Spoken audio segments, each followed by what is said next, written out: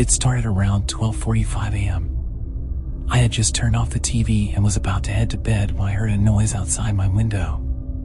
It wasn't loud, just a subtle tap tap tap, like someone knocking, but not really. I figured it was probably just a branch scraping against the window. Wind had picked up earlier in the evening, and my old house wasn't exactly weatherproof. I brushed it off, went upstairs, and climbed into bed.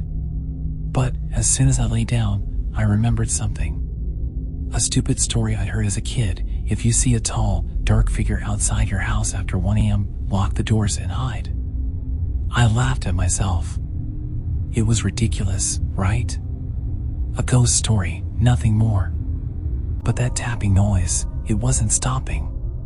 If anything, it was getting louder. Tap, tap, tap, like a set of long fingers rapping on the glass. Against my better judgment, I got up, grabbed a flashlight, and headed back downstairs. I thought, I'll just check it out, prove to myself there's nothing to be afraid of. I walked over to the window and, without thinking, pulled the curtain aside. My heart nearly stopped. There, standing on the other side of the glass, was a figure. Tall, too tall to be a regular person. Its head was nearly scraping the top of my window frame. Its body was long and thin, like it had been stretched out beyond what was natural. And its face, well, there wasn't one. Just a smooth, featureless surface, as if someone had erased everything that made it human. I dropped the curtain immediately, stumbling backward. My mind raced. What the hell was that? It couldn't have been real. But it was. I had seen it with my own eyes. And then, I remembered the legend. If you see it, lock the doors and hide.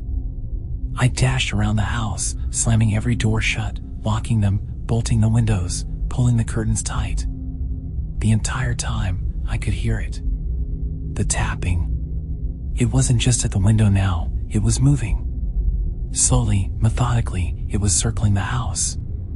Tap, tap, tap, first at the back door, then the side window, then the kitchen. I crouched behind the couch, trying to breathe as quietly as possible. My heart was racing so fast I thought it would explode. Every few minutes, the tapping would stop, and I'd think, maybe it's gone. But then it would start again, closer this time. I glanced at the clock. 1:12 a.m. That damn thing had been outside for nearly half an hour, and it showed no signs of leaving. My phone was upstairs, and there was no way I was going to risk moving. The tapping grew louder, more insistent.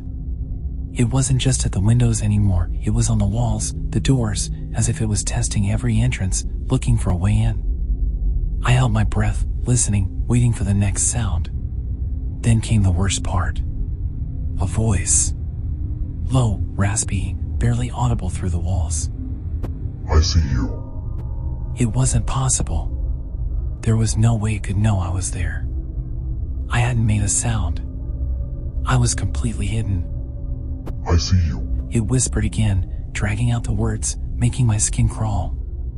And then, slowly, the tapping stopped. I didn't dare move.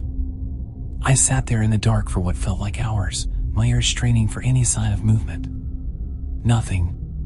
Eventually, exhaustion took over, and I must have dozed off. When I woke, it was light outside. The house was quiet, too quiet. I got up, heart pounding, and cautiously peeked out the window. The street was empty, no sign of the figure. I let out a breath I didn't realize I was holding and laughed, almost hysterically. I had survived. Whatever that thing was, it was gone. I had beaten it. But then, just as I was about to go upstairs and grab my phone, I noticed something. The back door. It was wide open. The locks were still in place. The chains, too. Everything should have been secure. But the door was open, like it had never been shut. And there, in the doorway, was a note. A single piece of paper, written in long, thin letters. I'll be back tonight. I don't know how I survived. I don't know if I did survive. Maybe this is all just some cruel game, and I'm only delaying the inevitable. But one thing's for sure, I'm not sleeping tonight.